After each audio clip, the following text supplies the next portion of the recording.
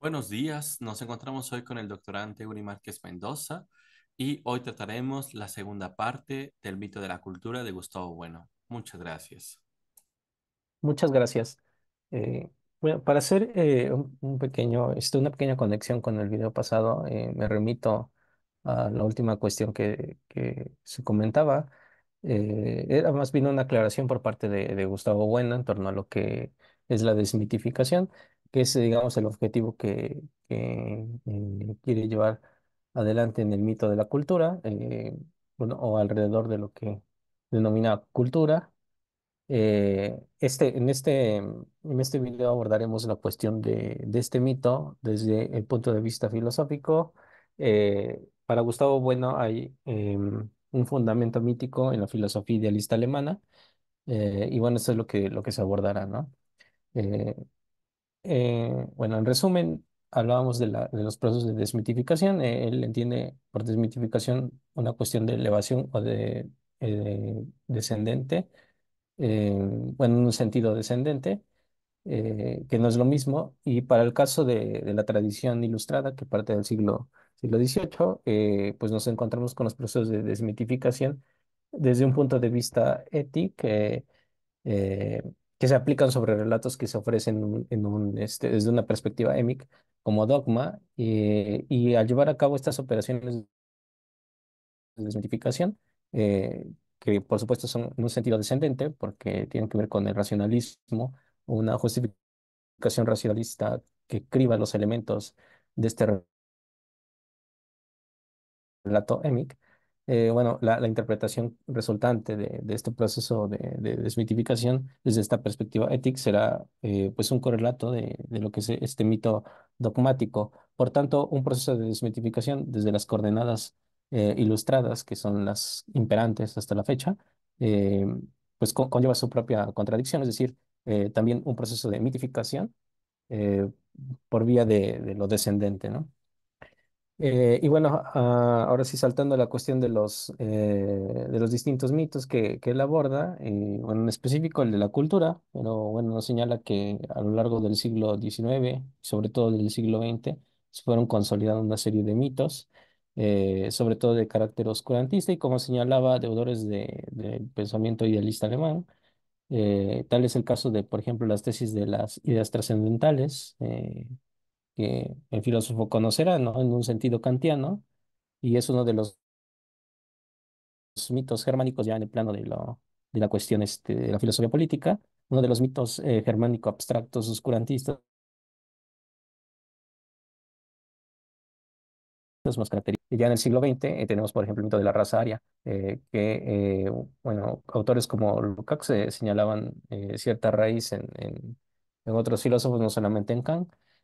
Aquí Gustavo Bueno, digamos, parte de la tesis de las ideas trascendentales como una de las muchas causas que derivaron del mito de la raza aria, es decir, dando una justificación, si se quiere, en un sentido eh, de doxa, para la consolidación de este mito. Y bueno, él señala como creadora y dispensadora de la cultura más auténtica, dado que en esos momentos, del siglo XX y XIX, el mito de la cultura ya estaba presente, ¿no?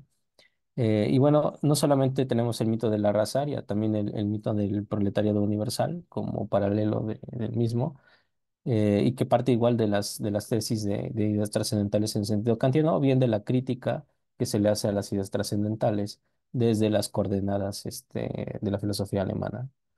También tenemos los mitos acompañantes del logos, tales como el mito de la caverna, que junto con los mitos de Parménides, bueno, contribuyen en parte al discurso ilustrado que es imperante en todo el siglo XX. Bueno, aquí desmitificar es ante todo tratar de resolver la confusión y la oscuridad del mito oscurantista de la cultura, analizar y distinguir, nos dice Gustavo Bueno. ¿Acaso con ello colaborar a desactivar la idea de cultura en cuanto a idea fuerza, sin caer en lo que decíamos en el pequeño resumen, en una suerte de configuración mítica? al llevar a cabo estas operaciones de desmitificación en sentido descendente, ¿no? Cada cultura como sustancia en la cual se identifica un pueblo o una nación o una etnia pasará de este modo a desempeñar el papel que el tótem desempeñaba en las culturas primitivas. Y ese es el sentido que se le da a lo largo del siglo XX al mito de la cultura. Desde este punto de vista, y bueno, aquí hay que retomar lo que señalábamos la vez pasada, las perspectivas semi y éticas van a estar presentes a lo largo del libro. El mito de la cultura revelaría, y paradójicamente, entre otras cosas, el salvajismo sui generis refluyente de la humanidad contemporánea. Es decir, hay una equiparación entre discurso cultural, que es lo que está en boga actualmente en diversos órdenes del pensamiento, con respecto al papel que desempeñó el tótem, ¿no? En esta época, ¿no? Por lo menos en los primeros estadios de producción económica. Y tenemos el caso que no es de extrañar, según esto nos dice Gustavo Bueno, que la reivindicación de la dignidad cultural del salvajismo, por ejemplo, la recuperación de las etnias amazónicas como constituidas a partir de reliquias que se resguardan, como señalábamos en el video pasado en museos, constituye uno de los objetivos fundamentales de la antropología cultural del presente. Es decir, el material con el que trabaja el antropólogo cultural, cuando se guía por el siguiente lema de Levi Strauss, por ejemplo, ¿no? Salvaje es el que llama a otro salvaje. Y esto revela muy bien la condición, es sumamente revelador de esta condición mítica de la cultura, en cuanto paralelo al totemismo antiguo, ¿no? Y que, por supuesto, Gustavo, bueno, señala a la par del mito de la cultura, el culmen con la cuestión de los mitos de la raza aria y el proletariado universal, también se presenta esta cuestión de la mitificación como parte de las operaciones que decía de desmitificación del periodo ilustrado, el mito de la libertad, el mito de la democracia, etcétera, ¿no? Que vienen a acompañar durante el siglo XX el mito de la cultura. El mito de la equidad es otro de los grandes mitos franceses. Y bueno, Levi Strauss es por supuesto, autor de esta escuela. Así que no es de extrañar que en algunos momentos los relatos míticos se crucen, ¿no? Tal es el caso de este lema de Levi-Strauss, ¿no? Donde se defiende al salvaje, eh, al salvaje, vaya la redundancia en el sentido primitivo, y también al salvaje moderno, ¿no? Porque se le equipara, ¿no? De alguna manera, como una reliquia. Ahora sí, para esta sesión, lo que abordaremos tiene que ver con este índice. Tocaremos los puntos de la prehistoria de la idea de cultura, es decir, la idea de cultura subjetiva que quedó pendiente. Decíamos, existe una cultura objetiva envolvente y una cultura subjetual, aquí lo denomina subjetiva, pero aclara que el término subjetual también es solidario del mismo, ¿no? Y bueno, esta se divide a su vez en usos corrientes del término cultura, que envuelven un sentido subjetivo de la idea o un sentido subjetual de la idea, y teorías filosóficas de la cultura que podrían considerarse estructuradas en torno a este sentido. Y el segundo capítulo, que tiene que ver con nacimiento y maduración de la idea metafísica de cultura en la filosofía alemana, es decir, lo que señalaba al principio, cómo el mito de la cultura está activo en la filosofía idealista alemana, parte de Kant, por supuesto, en el siglo XVIII, pero básicamente se centra en el siglo XIX, que es el momento de la filosofía idealista. Bueno, aquí tenemos en el índice los temas que va a desarrollar. La idea moderna en sentido metafísico de cultura que desborda sus excepciones subjetuales tradicionales, pero sin desprenderse de ella. La idea metafísica de cultura objetiva, que no es una idea eterna, sino una creación de la filosofía alemana. El embrión de la nueva idea de cultura que se encuentra en las obras de Herder, que ya tocábamos un punto en la sesión pasada, el naturalismo de Herder, eh, en los primeros pasos de la nueva idea de cultura y su encuentro con la política, es decir, el posicionamiento que nos da Fichte en la filosofía idealista, es decir, el yo o la primacía del yo, el desarrollo de la idea metafísica de cultura en el sistema de Hegel, que es, digamos, el punto culminante de esta metafísica o de este recorrido metafísico de la cultura, y los caminos abiertos a la evolución de la idea metafísica de cultura al enfrentarse con las ideas del hombre y de la naturaleza, que es el cuadrado que señalábamos igual la clase pasada, entre dicotomía hombre-naturaleza, eh, bueno, y que por supuesto establece los fundamentos de lo que será la antropología cultural, ¿no? Con ayuda, por supuesto, de la biología y de la antropología social. No solamente parte de la metafísica, pero digamos, para Gustavo Bueno es importante señalar que el punto fundamental de la condición de las operaciones míticas está en la metafísica. La evolución por último, la evolución metafísica de cultura por las rutas del espiritualismo, que por supuesto retomaremos en un video próximo. Tenemos, bueno, el primer punto que es la prehistoria de la idea de cultura o la idea de cultura subjetual, como decíamos, la determinación del sustantivo, que es lo primero que aborda eh, Gustavo Bueno en este capítulo. Bueno, recordemos el verbo el supino cultum, y por supuesto el participio del cual deriva el término cultum, que es cultus, y los términos de agricultura que, bueno, ya estaban presentes en la antigüedad, o cultura animi en Cicerón. Es decir, a nivel conceptual, retoma todo esto y en el siglo XVIII ocurre un proceso a nivel de lenguaje de sustantivización de este término, de idea en un sentido, digamos, proto-objetual, porque todavía no se, o está, digamos, en vías de consolidarse una cierta noción de cultura en sentido objetiva, porque todavía persiste esta cultura subjetual que se trató a lo largo del siglo XVI-XVII en Alemania. Y bueno, este proceso de sustantivización de la cultura deja fuera muchos elementos que ya estaban presentes en las determinaciones etimológicas de la antigüedad, decantándose solamente por uno. En este caso, los procesos de metaforización que indican la agricultura, ¿no? Y ese es el fundamento que se va a dar o un fundamento de lo que va a ser la cultura objetual en sentido envolvente. Bueno, aquí Gustavo Bueno cita las burlas de Quevedo contra los cultos, que ya es un antecedente, digamos, en la tradición hispánica del uso del término cultura. Culto, bueno, es cognado del mismo, basadas en variar el propio término sintagma. Y bueno, él usa términos Quevedo como culta latiniparla, cultero, cultería o cultedad, ¿no?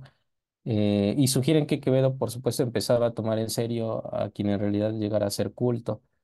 Desde luego, en sentido subjetual, todo esto es en sentido subjetual, porque es antes del siglo XVIII o antes de este proceso de sustantivización de la cultura, tras una disciplina que exigía más de un solo día, ¿no? Nos dice, de hecho, el corpus va a indicar siempre este uso del término cultura en sentido subjetual, ¿no? Y aquí tenemos la cuestión de la agricultura, que es la que va a retomar la tradición germana. Nos dice que la agricultura incluye, por tanto, no solo las operaciones subjetuales propias del labrador, es decir, arar, sembrar, recoger, trillar, sino también los resultados objetivos, ¿no? Y este es el salto que da el idealismo alemán en las coordenadas del término cultura, que ya estaban establecidas no solamente en la tradición filosófica germana. Sobre todo, nos dice los campos labrados, las huertas cultivadas, que es lo que se va a retomar en el proceso de metaforización y que algunos textos antiguos designan como culturas. La modulación primera, así del concepto cultura, o la idea de cultura subjetual, se habría formado como una metáfora de este término, ¿no? No en el sentido de las operaciones de labrador, sino en el objeto que es en el objeto de las operaciones de labrador, que son los campos labrados y los huertos cultivados, ¿no? Por aquí también se cuela, digamos, un fundamento naturalista, que es el que va a abordar Herder posteriormente. Y bueno, la metáfora que se funda en la correspondencia del alma intacta, virgen o salvaje, con el campo sin cultivar, que es salvaje, es selvático, y el alma cultivada, gracias al estudio que traza en ella sus surcos, con el campo labrado por el arado. Básicamente, esto es a lo que me refería a nivel de lenguaje, con el proceso de sustantivización de cultura, ¿no? Una protoidea de lo que es la cultura objetual en sentido envolvente, aunque todavía no nos encontramos en esas coordenadas, ¿no? Hasta Herder. Cuando decimos que esta cultura subjetual es estructuralmente intrasomática, queremos subrayar que ella se resuelve en en el cuerpo operatorio del sujeto, pero no excluimos que genéticamente la cultura intrasomática esté determinada por modelos extrasomáticos.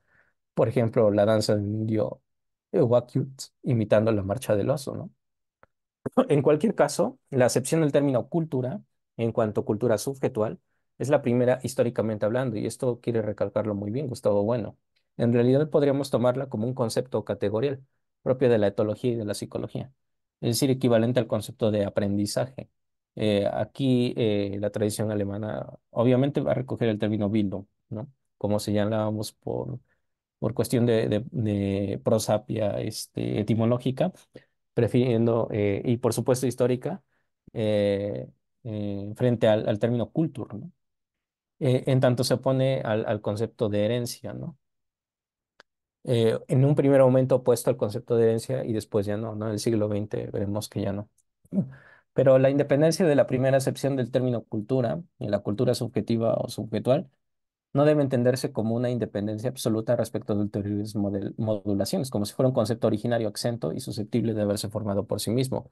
Por el contrario, el concepto de cultura, como cultura subjetual, es el resultado de la transformación por vía de esta metáfora que señalamos o del proceso de sustantivización de cultura subjetual, de un concepto objetivo muy específico, aunque ligado directamente a los conceptos subjetuales, es decir, a las operaciones del labrador, pero haciendo hincapié básicamente en el campo como un alma. Es decir, un concepto objetivo que además está circunscrito a una institución que más adelante podría ser incluida en la cultura subjetiva extrasomática, saber el concepto de agricultura. Es decir, hay que trabajar el alma, ¿no? Y por tanto surge una dicotomía entre cultura del campo y cultura del alma, que es muy bien acoplada.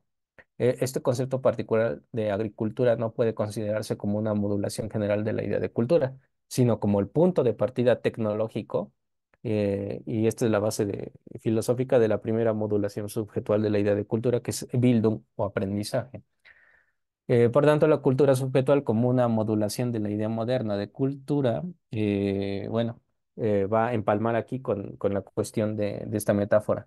De aquí la facilidad de un deslizamiento hacia una interpretación objetiva, y objetiva, hay que ponerla entre comillas, ¿no? Cuando nos enfrentamos con textos del siglo XVII o XVIII, en los cuales, a su vez, cultura está sustituyendo prácticamente a los términos de educación o crianza en sentido subjetual, que es lo que se venía arrastrando por lo menos desde el siglo XVII y que entrecruza con este proceso de sustantivización del siglo XVIII. Tenemos, por tanto, la tendencia a la oposición cultura-civilización, que es el resultado de este primer encuentro. A la cultura se le va a atribuir esta cuestión del Bildung o aprendizaje, y a la civilización la cuestión como decía, de una suerte de cultura objetual o una primera idea de cultura objetual, que después veremos cómo esta oposición se desvanece. Hegel utilizará el término cultura en su dimensión subjetual, entendiéndola como una suerte de participación que los individuos logran alcanzar en el espíritu objetivo. Este es básicamente el aporte hegeliano. En los finales del siglo XIX, cuando aún sonaban los ecos del Kulturkampf, es decir, la lucha cultural como parte de la política de Bismarck de expansión del imperio prusiano, la densidad de títulos alemanes en donde cultura es sin duda notable y no es casual, ¿no? Cuando se habla de cultura de X entidad en un sentido objetivo, lo que se subrayará es la autonomía estructural supuesta para ambas culturas. sin perjuicio, por supuesto, de sus semejanzas o sus connotaciones históricas. Es decir, algo compartido por diferentes civilizaciones o progresos, como se le denominaba en el siglo XIX, ¿no? Aquí entrecruza, aquí hay muchos entrecruzamientos míticos. Como ya es el siglo XIX, podemos ver que el mito de la cultura está a la par con los mitos ilustrados de, como señalaba, de igualdad o emparejamiento eh, tecnológico por vía de la equidad, en un sentido, en el sentido filosófico francés, la libertad en un sentido inglés, o el mito de la libertad, eh, el mito de la democracia, por supuesto, que va surgiendo a finales del siglo XIX, etcétera, ¿no? Eh, bueno, tenemos ya como parte de este capítulo las teorías filosóficas de la cultura, que es a lo que nos lleva finalmente todo esto, y que podrían considerarse estructuradas en torno al sentido subjetual de la idea. Junto a ellas tenemos, digamos, una perspectiva zoologista, en el siglo XIX naturalista, heideggeriana, en el siglo XX, por supuesto, como nos dice Gustavo Bueno, esto se encuentra en el zoologismo, una visión instrumentalista que parte del mito de Prometeo, es decir, la prótesis tecnológica supliendo dotes naturales, es algo sobreañadido por aprendizaje o por Bildung, parte de la cultura subjetual. Es decir, el hombre no nació dotado de los instrumentos necesarios para sobrevivir en la naturaleza, sino que es a partir de lo exterior, o de la tecnología que suple esos dotes naturales que se encuentran en otras especies. La definición de la cultura por el aprendizaje, es decir, a través de la cual la cultura se pondrá a la natura, o como aprendizaje a herencia, o como en un sentido inglés, el sentido que le da eh, Dawkins de memes o genes, que es un término que por supuesto se ha retomado últimamente, ¿no? Y parte de esta cultura subjetual. Y bueno, aquí Dawkins, que citaba el gen egoísta, ¿no? Del libro de 1976, nos dice, necesitamos un nombre para el nuevo replicador, un sustantivo que conlleve la idea de una unidad de transmisión cultural o una unidad de imitación, ya en un sentido objetual, ¿no? Porque pues el libro es del 76, ¿no? La filosofía de Aristóteles y después la de los escolásticos podría tomarse como, digamos, como un modelo del segundo tipo de concepciones, es decir, la cultura subjetual será aquí entendida como un conjunto de hábitos, es decir, costumbres, ya en sentido objetual, como algo sobreañadido, es decir, como un accidente o a un objeto sustancial que es en este caso el hombre. Surge, por supuesto, el concepto de hábitos, cualidades, que son accidentes intrínsecos de la sustancia humana, que por su naturaleza espiritual, aunque este punto no es nada claro en Aristóteles, puede ser determinada a través de sus actos según sus fines.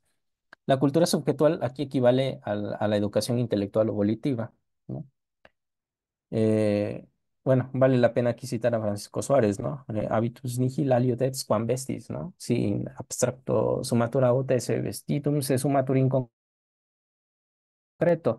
Y que lo retoma Gustavo Bueno porque parte de los procesos de metabolización del siglo XVIII, que parten de estas tecnologías, por supuesto, del campo, de la agricultura, también retoman la cuestión del vestitum, y el hábito ligado a la cuestión de la vestimenta. Es decir, el proceso en virtud del cual el término cultura va sustituyendo, reabsorbiendo, cubriendo otros términos genéricos, o ya sean genéricos o específicos, y que hay que vincularlos con el proceso mismo de la constitución de la idea de cultura como idea genérica. Y en concreto, según la tesis que mantiene Gustavo Bueno en el libro, como un mito, es decir, como una idea mítica práctica. Bueno, tenemos aquí el caso del espíritu de diálogo, la actitud tolerante o transigente ante cualquier tipo de opiniones, aunque sean las de un vidente, que delira serán actitudes justificadas y ponderadas por lo que tienen de talante democrático, es decir, en la medida en que se contemplan incluidos en un marco democrático. Algo similar ocurre en gran parte del mundo con el adjetivo cristiano. Llegamos a un punto interesante porque de, ahorita podríamos considerarlo, ¿no? Temporalmente, la ubicación de este mito en el final del siglo XIX y ya todo el siglo XX, pero Gustavo Bueno se retrotrae a otros siglos para también conectar esta idea de mito, de cultura, no solo con la tradición metafísica idealista alemana, sino también con la tradición religiosa. Y no solamente en un sentido objetual, ¿no? Que es posterior, sino en el sentido subjetual que es anterior a, a este mito de la cultura. Es decir, el criterio de aprendizaje para la comprensión de cultura, que no es del siglo XVIII, sino que se viene configurando desde otros siglos, y nos dice solo algunos contenidos que puedan ser incorporados a un sistema nervioso a través de un aprendizaje pueden llegar a tener un significado cultural.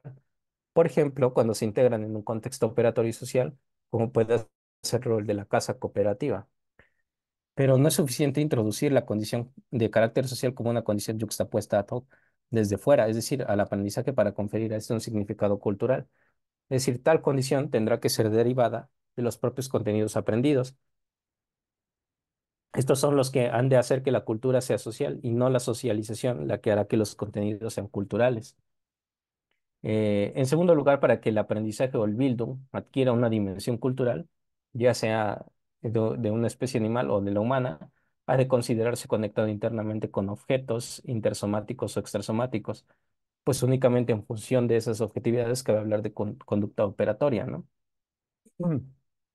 Y bueno, restringir por convenio el uso del concepto biológico de lo natural a lo que es innato es totalmente gratuito. En realidad, implica una metafísica monadista de tipo leibniziano, así como lo que es llamar cultura en cuanto que no es natural a lo aprendido. Así se opera una suerte también de reduccionismo subjetual de la cultura al plano del aprendizaje. En general, tiene mucho de concepción residual de la metafísica en su sustrato sustancialista, espiritualista, que está presente en la religión, inmanentista de la cultura, es decir, del reino de la cultura, como deudor del reino del reino de la gracia, ¿no? En la tradición luterana. La oposición entre cultura animal y cultura humana habrá que derivarla del incremento del peso relativo que la cultura objetiva, es decir, en un sentido social y extrasomático, va adquiriendo en la evolución de la humanidad, es decir, un incremento que implica la constitución de normas que hagan posible el progreso del desarrollo de operaciones rutinarias en confluencia conflictiva con otras operaciones o rutinas que tienen lugar en el espacio socializado. Llegamos a este punto, ¿no? El punto de nacimiento y maduración de la idea metafísica de cultura en la filosofía alemana. Ahora sí, citándonos desde estos antecedentes de la cultura subjetual, sobre todo haciendo hincapié en este reduccionismo al aprendizaje, al Bildung, la tradición metafísica aparte para elaborar, y junto con, por supuesto, con el proceso de sustantificación o metaforización que se llevó a cabo del término cultura o agricultura, para configurar la noción de cultura objetiva en un sentido envolvente, es decir, ya la idea moderna que va a fundamentar el mito de la cultura. La idea de cultura se conforma, por otra parte, en primer término, como idea de cultura sustancial, es decir, no occidental en el sentido aristotélico, y esto es importante porque omite la contradicción que podría conllevar la cultura misma, ¿no? Es decir, en el sentido metafórico, tanto en el sentido metafórico como en el sentido subjetual. ¿Por qué? Porque ya se eleva al plano de un reino de la cultura que no tiene contradicciones, ¿no? Como una idea metafísica y además que caracteriza, ¿no?, a esta su contraposición a la naturaleza, entendida como un mundo anterior a los hombres, y en el cual los hombres no dejan de ser una especie más del orden de los primates. La cultura será ahora pensada como un mundo envolvente. Por tanto, la lengua es una de de las principales dimensiones del nuevo reino de la cultura. Probablemente uno de los principales prototipos de la nueva idea. Y bueno, por supuesto, uno de los ejemplos que se va a citar más en antropología aparte de las reliquias que se estudian como objetos de estas operaciones, la cultura va a involucrar en cierto grado el nivel de lenguaje y el nivel lingüístico para operar este sentido cultural, como evidencia de que un hábitus se fue configurando en el pasado o se está configurando en el presente. Es decir, se eleva a rango la lengua como también como una reliquia. La idea metafísica de cultura comporta una visión holística, por supuesto, de la cultura, es decir, en un sentido materialista, una reformulación de las partes que incluyen este todo mítico, eh, es decir, la visión de que cada cultura como una totalidad global sistematizada se comparará muchas veces con un organismo viviente. Para la idea de cultura objetual, en su acepción metafísica, será presentada así como nos dice Gustavo Bueno, como una interconexión espiritual de partes que se comunican entre sí con un mismo aliento. Y recordemos otra vez la definición, ¿no? de Suárez, ¿no?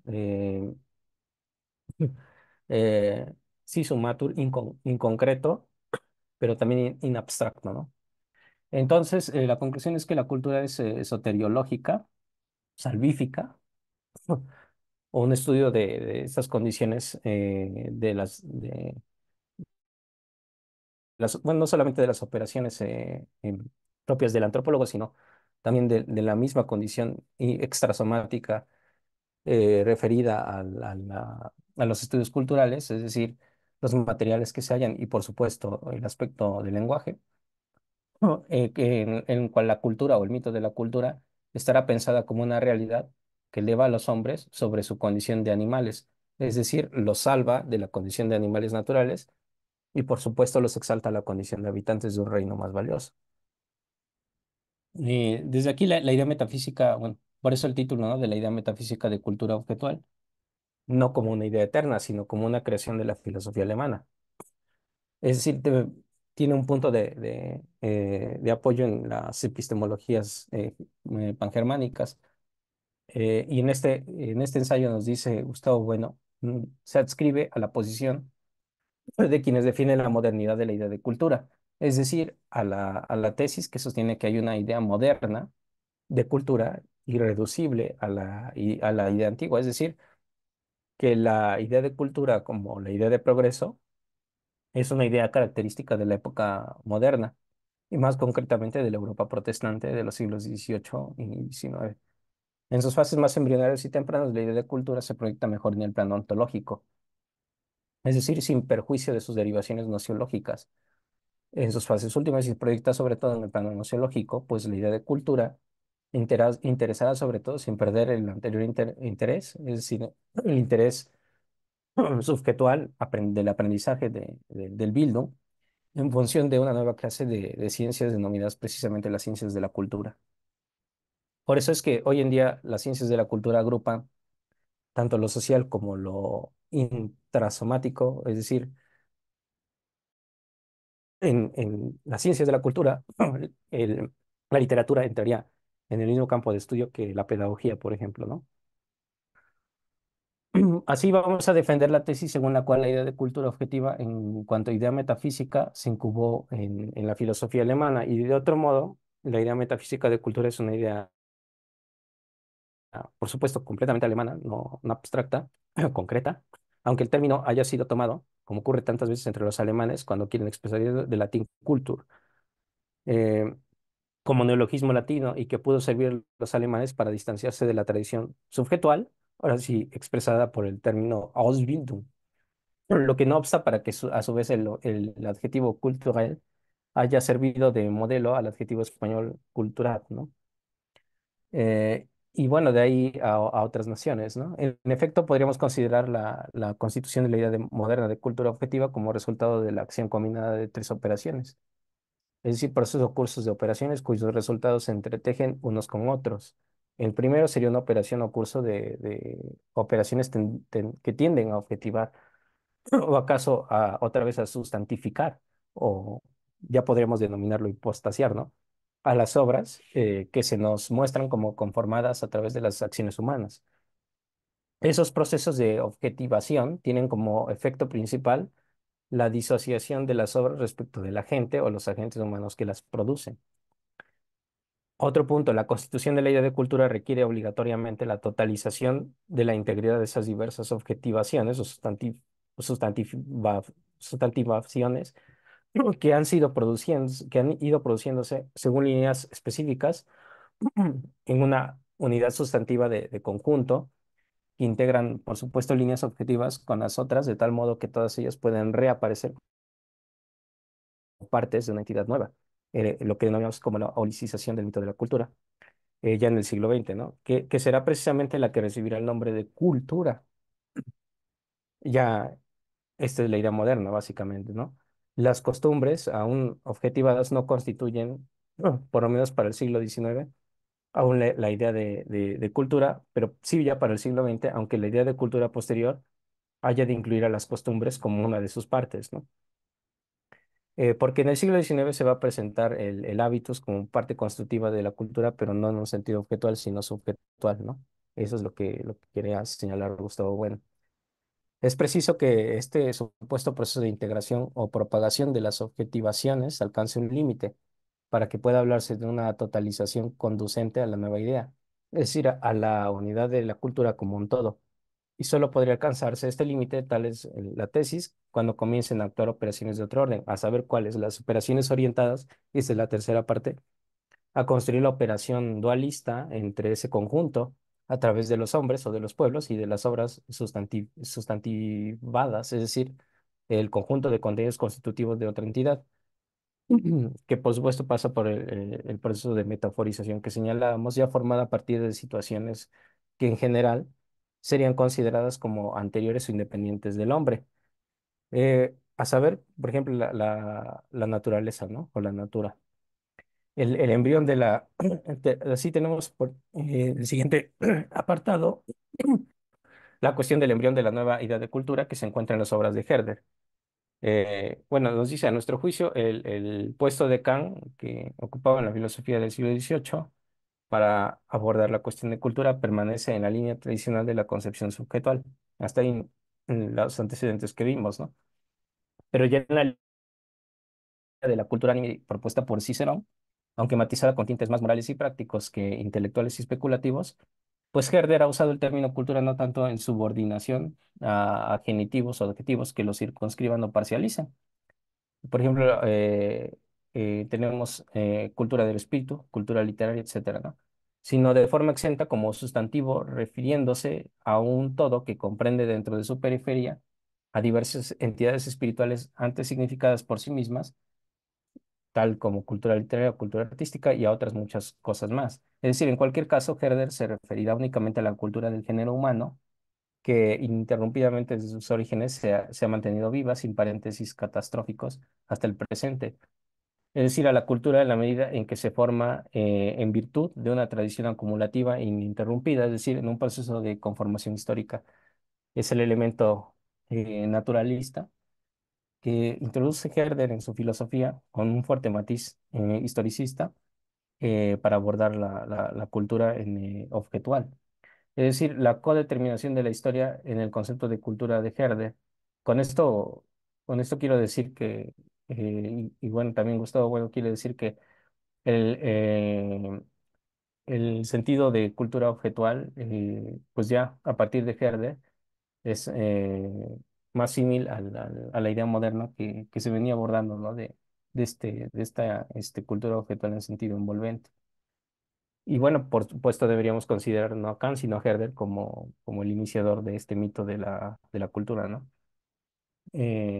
Herder anterior a Hegel, que ya veremos, ¿no? Es en la historia cómo se desenvuelve la cultura según su propia sustancia, y la historia es esencialmente supraindividual, es decir, suprasubjetiva, por haber mirado desde el lado de la cultura subjetual ya limitada hacia un mundo envolvente de los hombres que como idea flotaban en el ambiente. ¿Qué es lo que le permite elaborar a Herder esta idea de ambiente envolvente? Es básicamente el proceso de conformación histórica, ¿no? Por eso es que aterriza desde estas coordenadas la determinación del concepto de cultura en un sentido naturalista, propio de la filosofía de la historia de Herder, ¿no?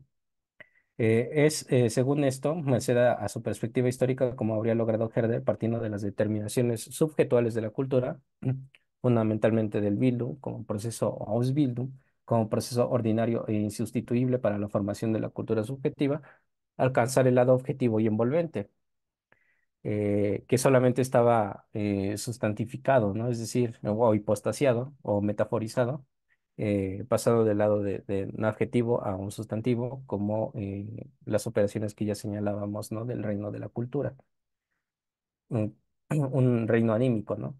Es decir, eh, por decirlo así, del lado cóncavo de las subjetividades al lado convexo de una cultura objetiva, capaz de moldear la cultura subjetual de aquellas mismas concavidades. De este modo, por supuesto que no, en la dicotomía no establece una contradicción entre subjetual y objetual, sino el sentido envolvente y la concavidad subjetual individual, que está hipostasiada o sustancializada y que podría quedar definidamente desbordada o reabsorbida. Em, Así no percibiremos ya el desarrollo de la cultura como el proceso de unas individualidades subjetivas, espirituales, etcétera, desde su fuero interno, cóncavo, que deciden cultivarse a fin de alcanzar por la cultura su libertad personal, aunque no desaparece, por supuesto. Lo que percibiremos es el proceso de moldeamiento de la concavidad subjetual misma, por el sentido envolvente de la misma humanidad individual, porque cada hombre se hace hombre solamente a fuerza de educación y porque toda la especie no vive sino en esta cadena de individuos, ¿no? Es decir, la cadena de individuos, en un sentido supraindividual, que va a ser equivalente a la tradición.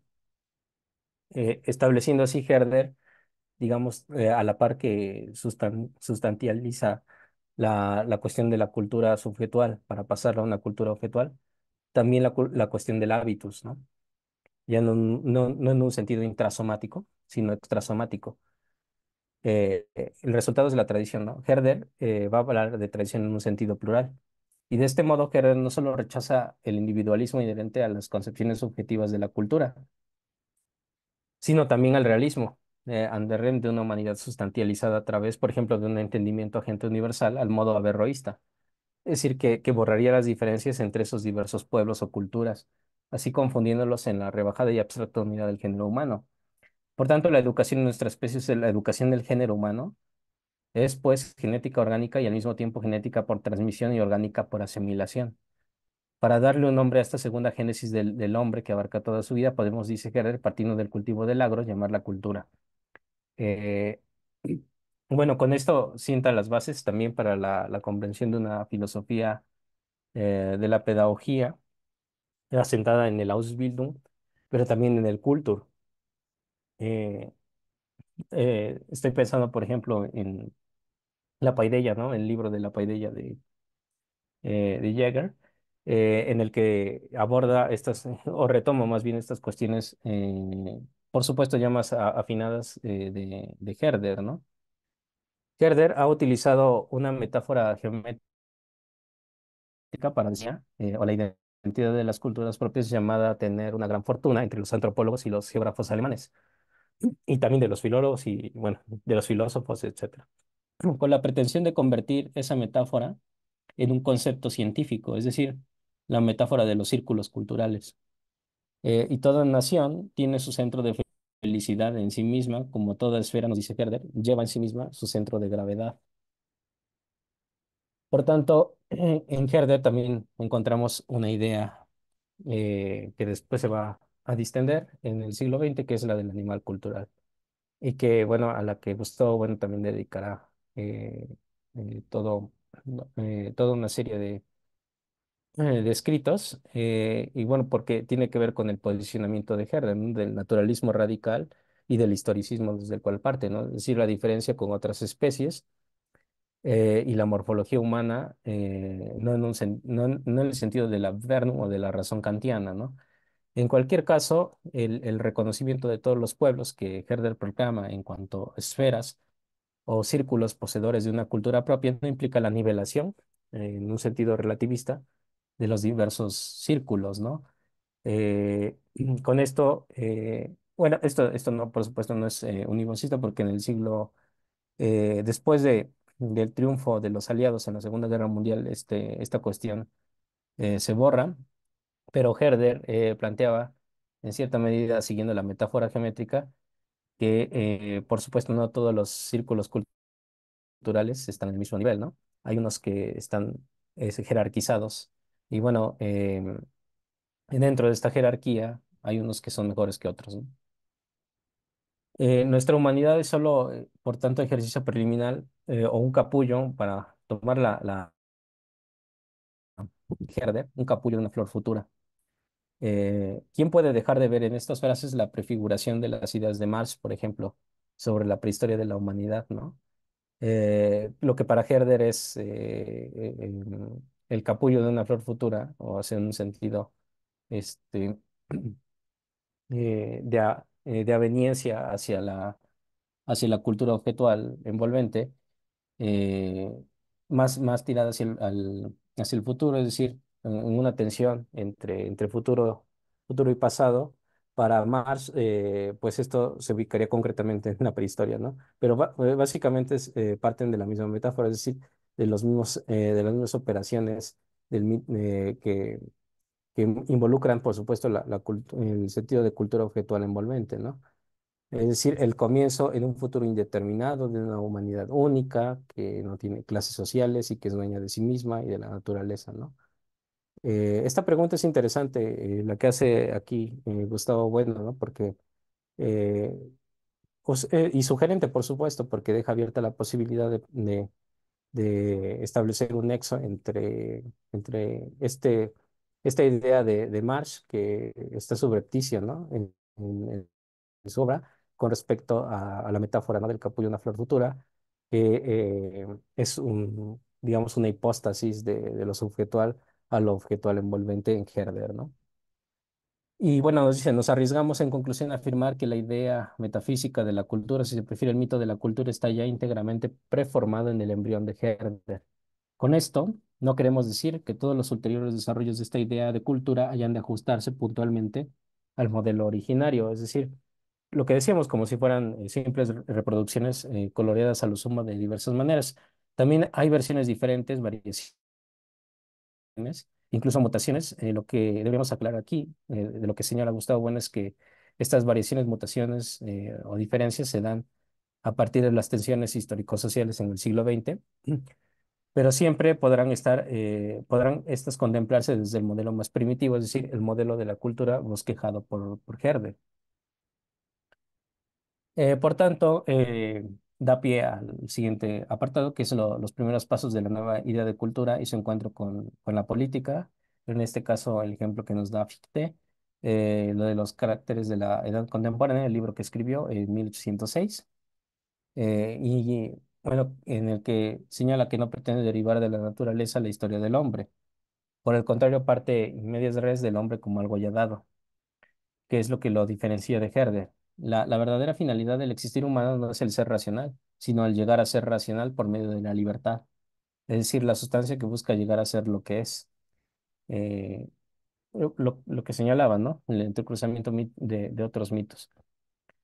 Para Fichte se eleva desde la cultura subjetual hasta la cultura objetual y a través del reconocimiento de una cultura objetiva ya dada, es decir, la europea en este caso, ¿no? En tanto que es susceptible de ser transmitida a los individuos salvajes, tanto como a los niños, es decir, si ocurre a nivel subjetual en los procesos de Ausbildung o de formación paidética, también es susceptible de ocurrir, o por supuesto, a nivel de lo extrasomático, es decir, que puede ocurrir una transformación cultural a nivel social entre una cultura objetiva superior, como sería el caso de la europea, frente a otras que no lo son, ¿no? Eh, Aquí hay un primer entrecruzamiento con la política, ¿no? Por supuesto, ¿no? Sobre todo con la idea del imperio. Esta función conformadora y envolvente de una cultura históricamente dada no podría ejercerse sobre cada individuo si no estuviese implantado en la sociedad política, en el Estado. Y así como la finalidad nos dice de cada individuo aislado es el goce egoísta de los bienes, con esto entronca muy bien con la tradición inglesa, igual que Herder entroncaba con en el caso de la tradición nominalista. Así la finalidad de la especie es la cultura, pues solo a través de la especie pueden desenvolverse los individuos. Bueno, esto es básicamente paideia, ¿no? El Estado es la organización que los individuos constituyen para llevar a cabo la finalidad de la especie. Con esto, Fichte puede creer que cabe establecer en su lección 10, y se cita aquí, que la finalidad del Estado es la cultura, ¿no? De este modo, para Fichte, o lo que está él proponiendo, la idea, por primera vez en la idea de Estado de cultura, es la elevación del rango del mito de cultura a un ejercicio o una tarea en este caso, finalidad del Estado.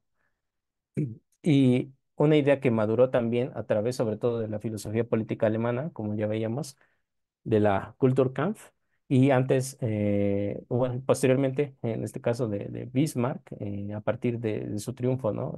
Sobre Francia en 1871, que se levantó como una bandera del Estado prusiano.